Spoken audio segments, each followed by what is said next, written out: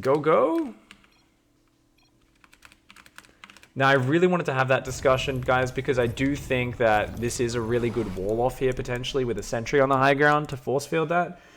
Because then your whole army can defend one location. Whereas I feel like when you are defending here and here, it can get kind of nasty. But that being said, this is a kind of decent choke point. And we saw the SimCity, the cannons, the units he uses. Drogo does defend this bloody well. This time around, his Oracle is spotting the swarm hosts coming out. He sees where they're coming from.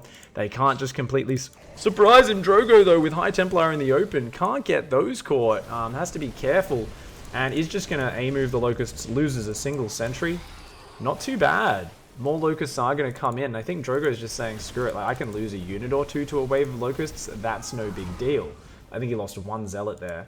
And the Oracle, even going to turn on its laser beams and just damage these Swarm Hosts, see if he can pick them off. Unfortunately, it takes so much micro to kill Swarm Hosts, even with things like Archon drops, let alone Oracles. So we're going to see, of course, Elazer here, you know, going back to the earlier stage before he broke Drogo. Can he break him? Can he still delay the fourth for a long time or kill it? Can he, you know, do all this damage? Interestingly, he's still rushing for Hive. That's what makes this scary, so kind of mind-breakingly scary to play against as a Protoss player. If I put myself in Drogo's shoes, I'm thinking, holy crap, man. Like, you're going for Broodlords, but all I'd be worried about is just surviving the Swarmhosts and the Lings and Banes. And the thing is, Elazer can just not make that many Banelings and kind of swap into much more just faster Broodlords. That seems to be what he's kind of doing this game. I mean, he seems to be getting held off pretty well. Drogo's losing some minerals to this harass, but he isn't really losing economy. He's still got a great probe count and pretty decent map coverage right now. Still no mobile anti-air, so this Void Ray here is just like, yeah, I'm going to see everything that's coming. The Oracle's scouting. I love this map vision from Drogo. He's still got this Warp Prism down here as well. Oh, the Void Ray moves out of position, so I'm not sure if he sees the Ling-bane army there. That's a huge Ling-bane army. Drogo needs to be so on point with his storms here. Wow, very patient. Archons to the front. Nicely done. Oh, very nicely done. All those Banelings go down pretty much for free, but this is distracting him. And that is, once again, guys, remember, 14 Swarm Hosts, and I don't think he's ready for it this time. The Nexus might actually go down. He's definitely going to lose a lot of probes and Zealots. And Drogo's actually counter-pushing. Oh, those probes need to evacuate right now. Oh, the Oracles actually do clean up Locusts pretty quickly, but that's a dead Nexus. So third base is going to go down there for Drogo. He's counter-pushing. Immediately rebuilds the Nexus. He is going to take out the fifth. That's something, but with Broodlords on the way, he does need more than that. He's got still a good little pack of Stormers in the back. Oh, he's getting close to double Storm territory, but Banelings on the charge lots seems to be the story of this series. Zerglings get 1 High Templar, 2, 3 High Templar go down. So Drogo there, just a little bit of army mismanagement. Elazer pouncing on opportunity, does find some nice damage, and is going to get an arc on there with just about 6 of those Swarm Hosts set of Locusts. Can't throw all the Locusts at once. Otherwise, Drogo might be able to just disengage, wait for the Locusts to expire, and then push, taking advantage of the extra 20 seconds after they expire, where the Swarm Hosts can't really do anything. Archon's still just absorbing endless numbers of Banelings. Elazer getting a little bit wasteful with this. He's making more Banelings, but there's still Storm in the back of this. And oh man, those Zerglings taking big damage. Observer unfortunately does get stormed down. Chargelot and an Archon up there in that base. More Chargelots warping in. The Zerglings come in for a bit of a surround here. One Immortal just barely stands strong. The Corruptor's going down, and I think Drogo might just barely be able to break him here. I mean, Drogo's got his own third up behind this. He's up in Workers. And Elazer, once again, spending so much on the Broodlord tech and never really getting a chance to use it. Drogo seems to be finding a timing, a weak point. And this is fascinating. Gonna be really curious if Elazer thinks he should commit more to the aggression this time. Should he just handle the fights differently? We're gonna get to hear a very interesting perspective on that. I don't think either player is like super unhappy with the early game, but who knows? Elazer might just say, you know what? I think the early game went too bad for me. Let's go right back to the start and clean up my defense against the Oracle harass. And that's something which could be really cool as well. Is that my boyfriend in the background? No, that's my mum. She's an Olympic shot put champion. And right now she's frying up some nut meat. Hey, baby. She says, hey, baby. Hey, baby is the pet name of my shot put champion, blonde. You know, appears male, but is definitely a mum. Anyways, back to the game at hand. Broodlords are out. Drogo, you gotta be careful. Or is that just a Broodlord? Broodlord is out. Broodlord is out. These Zerglings, oh no. Drogo's falling apart a little bit. I mean, he's got such a good army, and I don't think there's enough to stop this from Elazer. But, oh man. Oh man, oh man, oh man. That Void Ray can deal with that Broodlord. Like, this is a great fight for Drogo. Oh, actually, he's gonna get overwhelmed. Man, Adrenal Gland Zerglings are great.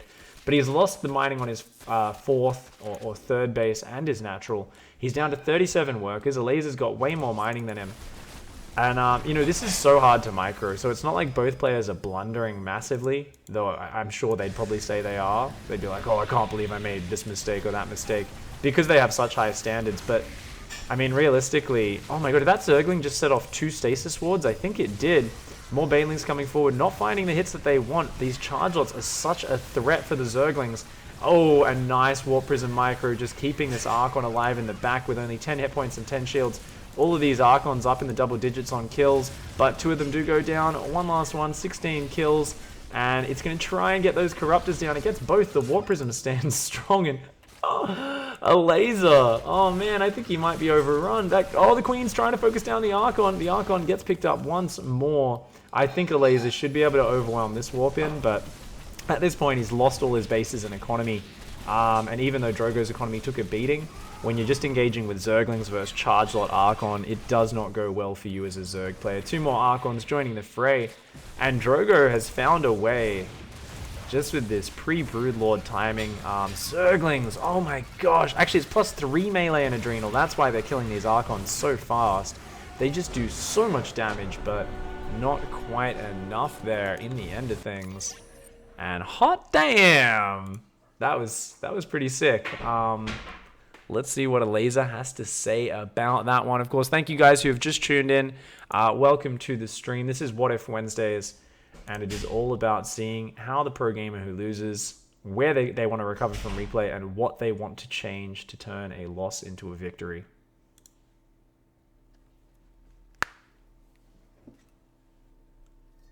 Hey, hey. So I'm watching the replay right now. No worries. So let's talk. So what are your first thoughts? What are you looking for that you think might have gone wrong? The way I look at this matchup, it's like its ZVP is purely mechanical, so it's sometimes, you know, I don't make strategical mistakes, but just all about execution. Macro. Yeah. So I'm looking like where was the main mistake, but I think at some point there was just too many things happening at once. Like I was trying to harass everywhere, and I think I just lost too many units. But I will watch it. Cool. Yeah, I mean, it was definitely this point where like I saw Drogo make 1 or 2 mistakes, but there was like 5 things happening at once, and I was like early game was pretty bad for me. That's another thing, but I think it's playable.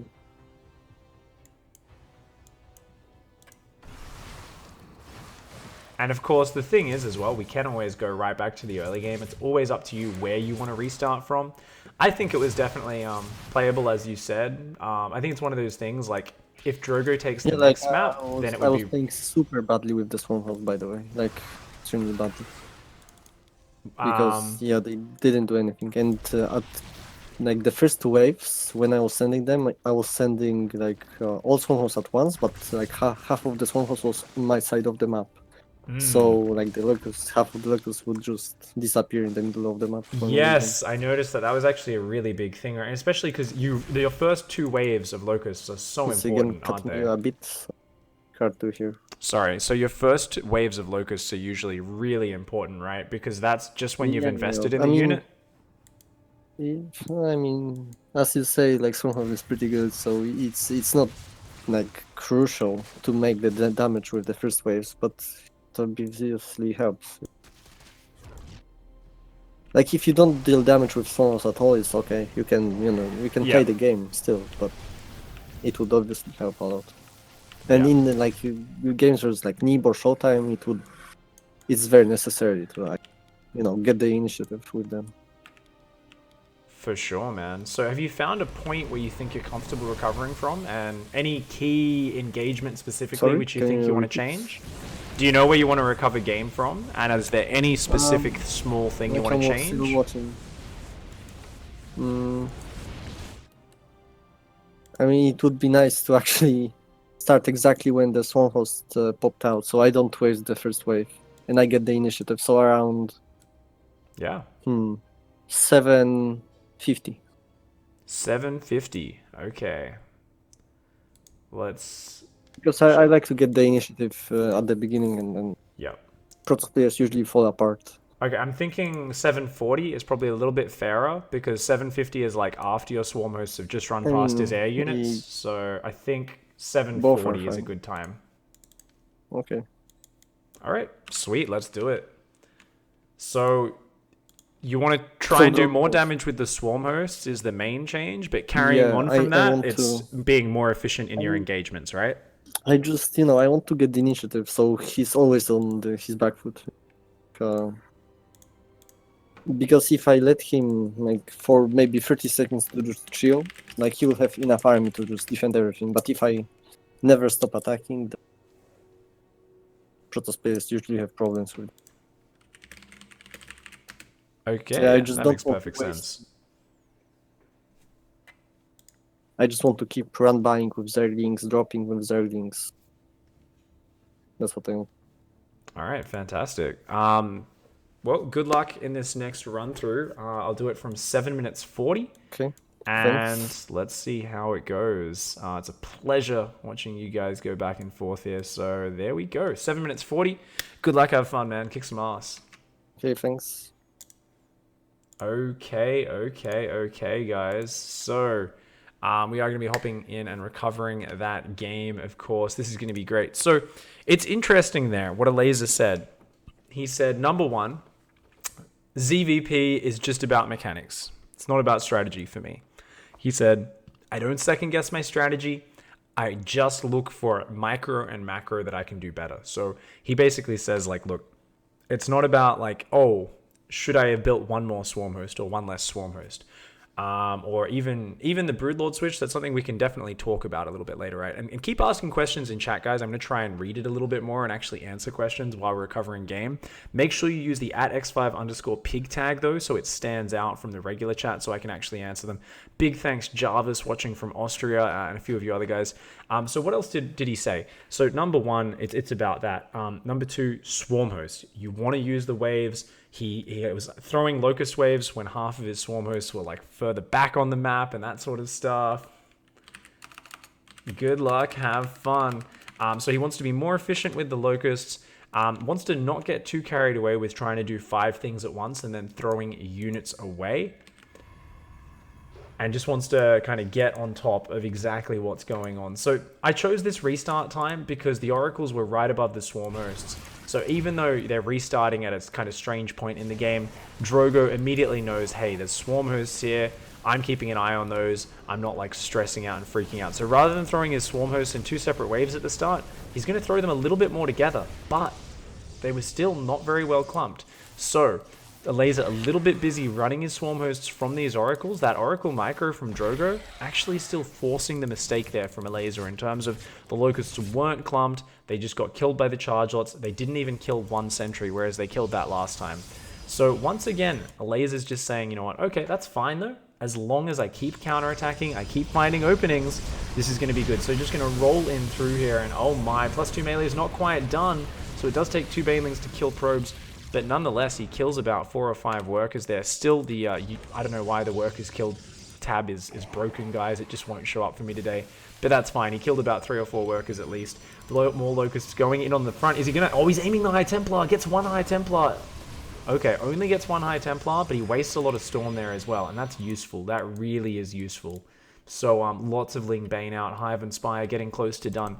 And Elazer's just looking to be a little bit more calm with his attacks this time. Yes, that was a big Baneling run by down there, but I think he's really focused on only doing the Ling run bys when he's not microing his swarm hosts too much as well. He's trying to not focus on like 6 things at once, just do 2 or 3 things at once. Still stretch Drogo, but don't throw your units away. And Seems to be going okay, but that Void Ray is starting to work on these units. It is going to rack up quite a few kills over time. Nice. Storm does go down. Ooh, second Storm does have to land as well. Locusts coming in from the top side, but they kind of stagger in a little bit. Don't really find much damage. The Oracles are still on move command on those Swarmhost-ling-bane on the south. Elazer's looking for more damage, and I have a feeling, guys, that, he's got even a Baneling drop going in there as well. Really cute. Just so many things that he throws at his opponent. I always feel like Elazer muscles Protoss players out of the game with his sheer APM and multitasking. Look at this, just constantly looking for those High Templar. If the army was just slightly further north, they might have just got the hits. And bam, if he loses these High Templar, Drogo might just lose the game. He's even going to morph them into Archons right now. He's actually got, okay, he's got 4 more High Templar up there. So fair enough. More Banelings coming down into this base. There aren't that many probes, so if Drogo just spreads them out, I think he's going to be okay. But, he is going to lose them all.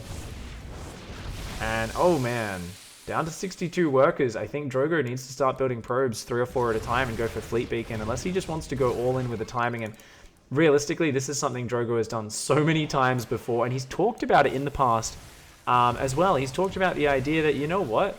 It's actually not too bad to lose probes past a certain point in the game, because at that point, it just frees up more supply for army. So if it coincides with you already having mined a lot of resources on the map, and then suddenly it frees up supply for you to just spend that bank in more Archons and get this overwhelming number of units which just destroy Ling-bane, it's really hard for Zerg to actually deal with. And oh my, I wasn't paying attention, guys. Sorry, Charge-immortal actually took out the spawning pool in the main. Terrible multitasking from me. Terrible multi-observing from me. But Zerglings did just get in on that base again, picking off a few more workers. Both players trading blow for blow, but no Zerglings being able to be built right now. That's big. Banelings having to roll into Archons is never something that you really want to have to do, but sometimes you do have to do it. And, great pickups on the High Templar from Drogo. Oh, man. Drogo's looking quite good. I don't know if it's going to be enough this time around. He's still down 20 army supply. But no 5th base here for Elazer. And let's zoom out a little bit. Let's see exactly how this goes. This is really cool.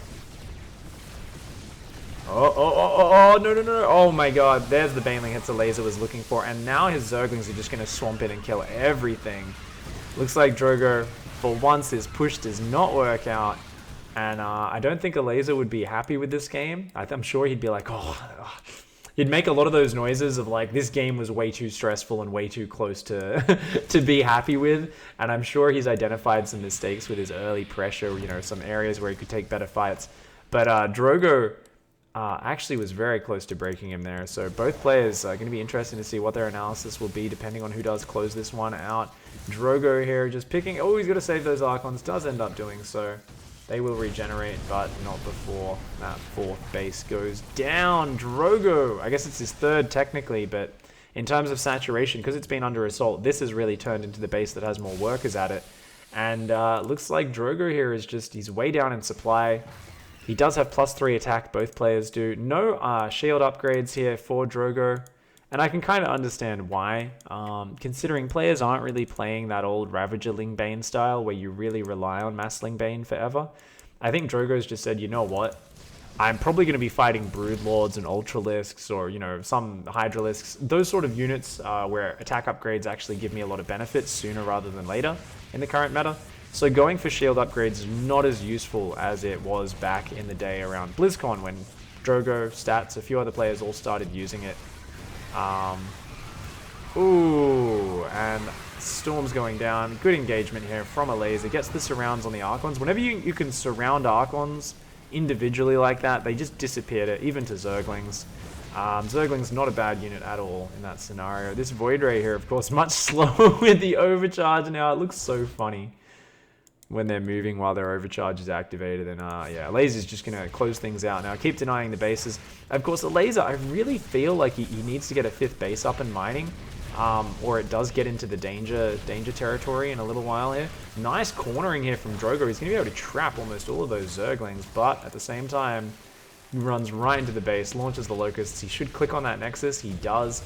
Zerglings picking off all the probes, and yeah, Drogo's down and out of this game. I think that's going to be all she wrote. Nexus does fall to the Locusts. Very well played by Elazer. Looks like Elazer is going to close this out. Fighting Frog says, what about a few spine crawlers instead of lings to slow down attacks and let Swarmhosts do more damage and give time for Broodlords? We can definitely ask Elazer about that. I'll probably ask him at the end of the show when we've got a bit more time to just kind of muse on things and talk a bit more theory, which won't be too far away because I don't want the show to go forever. But oh man, Locusts are going to go into his mineral line. I don't mind the idea of spine crawlers a little bit. I guess the scary thing is where do you put them, because sometimes they're just not in the right position and they kind of suck, and you know, they can't be aggressive. And I feel like even though Elazer is going for Broodlords, he's still looking to be on the map and be aggressive. And I think the moment you fall into a defensive posture with Swarm Hosts, you kind of like lose the benefit of them. Like Swarm Hosts are good when they're on the Protoss' side of the map. I think the moment Swarm Hosts are defending, they actually become a bad unit because the Locusts expire. So that's something we can I can ask Elazer again later, but I personally think if you're playing a Swarm Host style and turtling, you're either playing some sort of supreme late game masterclass stuff, which I have no idea how you would play, or you're going to do something a little bit different and lose the game because you're sitting back too much. If you're not getting damage with those Swarm Hosts, you know, once a certain amount of splash damage does get up, they just don't fire frequently enough, and it ends up really weird. Personally, I love these styles. I love watching this Swarm Host style. Solar's been wrecking with it. I've been wanting to try this out. This is going to be my new EVP soon enough, because Swarm Hosts, you just throw those Locusts into bases and shit goes crazy. Let's give a call to Drogo. Let's see what his thoughts are on that game, guys. Drogo, let me know when you're there. I'm here. Hey, sexy. How you going, mate? That one was pretty close. What are your thoughts? It was pretty close. Can you hear me? Yeah, sounds good. Yeah, so I was, just because there's a bit of delay between us, I was just like, so what specifically do you think is something you could improve on? Are you in the replay as well, yeah? Yeah, I'm in a replay. I have two observations. First, Swarmhosts actually cost zero money, only production time. I kind of agree with you on that one. And second, I think I should have one, because I'm kind of blind countering a little bit. When I say that's very rarely I'm gonna have like the Oracle right on top of the Swarmhost like that. Mm-hmm. And yeah, like I stayed alive long enough. Just let me look at the replay. Yeah, no worries. I mean, there's no rush to come to any conclusions. And I mean, this is something I think the Swarm Hosts are too cheap as well. Like, man, if my wall at the third was 3 big building and not a fucking pylon here, that would have made my life so much simpler. I was thinking about that earlier. Do you think you should put a gateway in front of that pylon? Yeah, I just need to think about how to make it.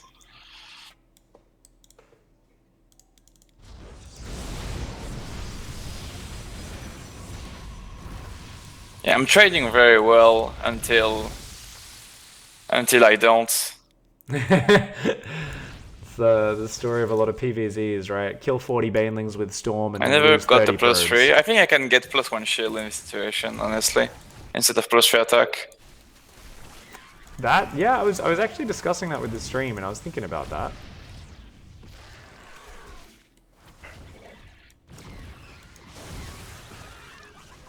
That charge lot to kill the pull was so cute, and I was so sad when they still die to Banes.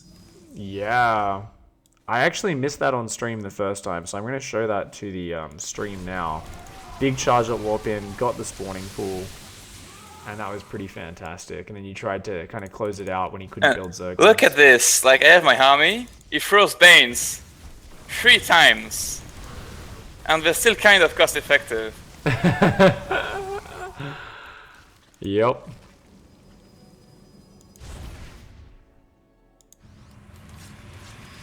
And then finally, the 5th time he sends Banes, he kills the Templar. Yeah, because they were a bit too far away from the prism, so I couldn't run them to the prism. Yeah. Just rolls. This was a little bit crazy. By the way, so I mean, I don't know, like Yeah. I think if I make sure to have a big army where it's much harder to get to the Templar, like a big badass army with +1 shield. I think +1 shield would have helped so much in every single one of his fights. yeah. That yeah. Should So be fine. something So where I- you've got a few more kind of meaty Archons and Immortals up front, and then it's like easy to just. The drop a other thing storm, too right? is that I don't think playing Aras with the Prism is that good. Like a win more move, as you could say. Like if you actually have the time and the money to do a charge-out weapon, then you should do everything with that, to be honest. Really? So you don't think it's worth kind of trying to take advantage No, of like- the fact that they've put so much money into Swarmhost? I was playing with Solar a lot when he was doing this style of Swarmhost-ling-bane, and pretty much the Zerg is making non-stop units. So coming, he will just like run the Zergling of his production back, then he has all of his Zerglings, and you think it cost effective and that it's good, but like even in the best case scenario, it doesn't really do anything, is what I'm getting at. Yep. Okay. Fair enough. Because yeah, like it's, on this map, I don't really think on this map I could do. Yeah, so like instead of doing that with my Prism, I probably should put my Prism on follow on the Swarmhost. And like, cause like you know the Archon thing, I really felt like when I was getting back into the game that I couldn't really afford to do it. That like I needed my Templars and Archons in my actual army to not lose, you know. Because if I put Archon in my Prism, then he can just roll Banes and he will kill my Templar, or he will kill a lot of shit. Yeah. Because I actually don't have anything to kill the Banes if I put Archon in a Prism too fast. But I don't know, like put Zealot, or just like so I can keep track well, because I can use Revelation on the Swarmhost, but if I do that, then it's like 2 more Swarmhost alive, 2 or 3, because I don't use my energy to zap, you know. So like actually using Revelation on Swarmhost doesn't do that much. Like you do that if you have like Queen nearby, which you kind of have a decent creep spread actually. I'm looking at 12 right now. But yeah, pretty much this game was alright. If I could have had better SimCity at my fight, it'd be great, but I don't want to get the replay so much back. I mean, feel free to restart from literally wherever you like. No, I don't want to restart from way back. Because I'm also kind of blind countering it in the sense of usually you go double robo, but I think if this is this style, 1 robo is better than 2. Yeah, absolutely, man. 6-7 Immortals just don't clear locusts. It's like massing Immortal versus Swarmhost, it's like... Wait, I mean that double robo is worse, not better. Yeah, absolutely. They just do nothing. Like, it's such a money sink, right? Yeah, I'm glad we agree on that, because sometimes this discussion... No. But Immortal kills Swarmhost very fast! Yeah, if you can blink them onto them, yeah, sure. Yeah, I mean, I technically could put 2 Immortal instead of 2... Hey, actually, what if I put 2 Immortal instead of 2 Archon? Instead of 2 Archons, that's actually way better. Well, I mean, like if you have can't 2 deal with Archon, you wings. just bring Zergling. You can kill Zerglings. But if you have like all of his Zergling, it doesn't matter. So yeah, maybe I should put 2 Immortal. Maybe. It's really cool, actually. Yeah, I'm thinking about that because it's funny because one of my complaints about Swarmhosts, and this is something where I do think Swarmhosts are a bit too powerful, and I've said it since the 3.8 first came out 6 months ago. And one of the reasons is like you can have 2 Archons in a Warp Prism on top of them, and you will need to micro your ass off just to kill like 1 or 2 Swarmhosts. And you're like, They're so fast. they're so fast and actually they're so so fast. tanky, man. They just don't die. Like you should need an actual army, like some units to guard them. You know, you shouldn't be able to just fucking YOLO Swarmhost. And like to be honest, like if I was in the development team, I would increase the cost of Swarmhost by 25 minerals. Yeah. It's not much, but you can pop them out at an insane rate. I think a 25 mineral nerf on them is like such an easy decision to make. It's like a no-brainer. But I said this back when 3.8 came out, they're still a complicated unit, and like you're not going to be able to use them against Bio, or like if you open up 2 Stargate Phoenix, no one's going to open Swarm Hosts, right? But now that people are figuring out when you can go Swarm Hosts, I said this 6 months ago, like we're going to see it more and more and more, especially in ZVP, and it's definitely something where I think in 2 or 3 months there's going to be a balance patch where everyone's like, yeah, we probably should have done that a bit earlier, but we'll see how it goes. So anyway, for now, I think maybe, you know what, we've already had quite a few games, and this is a cool discussion we're having, and I feel bad that Elazer's not in it. Maybe we can just finish the games up for now and just chat with Elazer and answer questions in chat, or do you want to have one more go at him and see if you can recover this game? I think if we play again, all of the game are gonna look kind of the same. Elazer does run-bys, tries to do damage, I try to defend, and eventually I try to have a big push. That when I have a bigger ass army, so I can kill him. And I could technically go later game, higher, but he already has the Hive tech, and it feels very difficult. Like I'm not quite there when I feel comfortable, and I think any protoss in my situation, when you have like a good army with +1 shield and everything. By the way, have you seen in the replay, the run by at 8-10, I stack 3 cannons next to each other, and I don't cancel them. So with like, how many banelings? With 13 banelings, look at what he kills. That's 825. Yeah, I'm going to it right now for the stream's pleasure. I remember looking at that. Oh no! Oh my gosh! 3 cannons, a pylon. That's that wall you were talking about, man. That's a terrible wall. Easy lot, 6 probes, 2 pylon, 4 cannons. Oh! Alright, so I'm gonna hang up the call on you, and let's join the call in the group chat.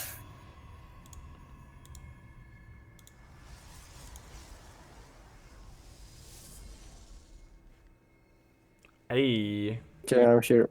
Hey. Sorry for the wait. So we just went so deep analyzing. I was like, you know what? This is a good point for us to cut it off because the games are going to start all looking the same and it's going to get really weird. So I was like, we should probably just start answering questions from chat and discuss together because me and Drogo just started going into a full-on theory crafting session. So I was like, let's just all get in the call and finish up the show like we always do with a bit of question and answer with chat and all talk about it. So me and Drogo were talking a little